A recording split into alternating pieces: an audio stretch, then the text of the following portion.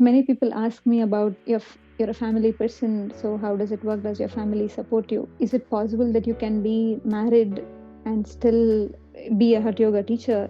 Can you choose this if you're married and if you can still practice?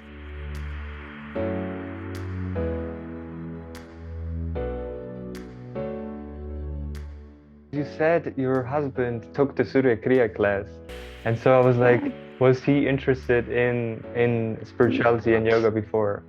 My family is not uh, much involved into Isha Yoga as such.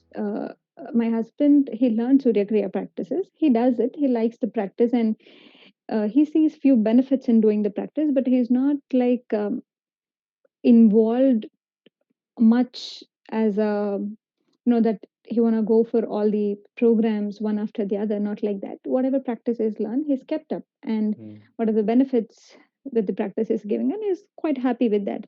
So maybe if not now, later, if he's interested to go, he would go for it. But I haven't forced him to do advanced programs like do Angamardana, do yoga asanas, or do Samyama, things like that. I haven't forced him to do, because this is something that I think it should come from your own interest, even if they're very close family or friends, because something so beautiful programs like this, and if I push them too hard, or if I try to push them, probably if they're not in that mode of interest, if I push them, probably be so they might not receive it of how they would receive if they want to go willingly on their own. So many people ask me about, if you're a family person, so how does it work? Does your family support you?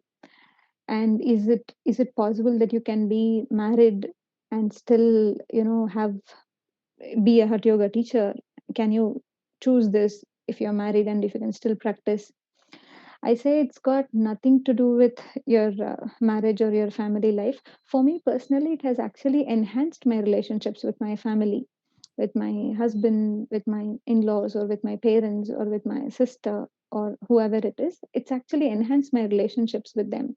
So I do my practices, like how they have their work, they have their job to do, whatever they do, I do my practices, and they have no problem with me doing, because um, see, somehow I have the responsibility of being in a family also. So I do everything, whatever it is. I am not like I get up at 3:30 and all I do is only yoga practices, and nothing else kind. I'm also involved in my family as much as I'm involved with my practices. So it is not like it's impossible. You will have to leave everything, or you have to leave your family and go to ashram. Nothing like that. Your practices are something which is very personal to you. You can keep it and do it. It has got nothing to do with your marriage. But if someone is very serious that they don't want to get into all this, all they want to do is this, that is their choice. There is nothing wrong about it. But it's not like you cannot do if you're a married person. There is nothing like that. I have to say I did face judgment when Yeah. coming back. Actually, my parents were watching Sadhguru videos, and they were exposed to some Osho books Mm, before, and but within me, I had this judgment that people who are not into spirituality, there mm. are something less.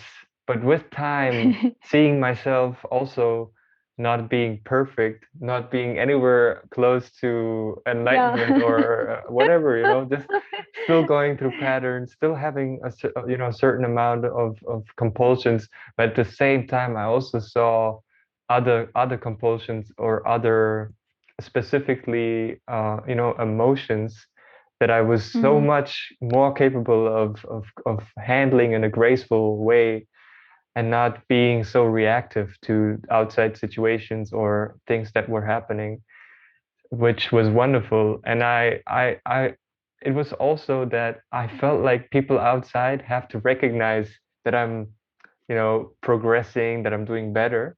And in the beginning, yeah. there was even, certain people in my family, they were like, Mm. "Oh, you have not changed. You're still the same." And and then, but now, what is it like? 2 years later, 1.5, 2 years later, It's so different because they have never seen me be committed to something like this. They have Mm, never seen me do something on a consistent basis. They have never seen me um, be involved as I am right now. true. And so that is, they're starting to be curious. So my dad took in engineering online. Um, Wow. with yeah, I was like, let's do it. I paid for it, and he was willing, he was willing. Mm, My mom, she's a nurse, so she did it herself. mm, mm. But They liked it? she said she liked it, but I don't know. I feel like she still needs time. She still needs time. Okay.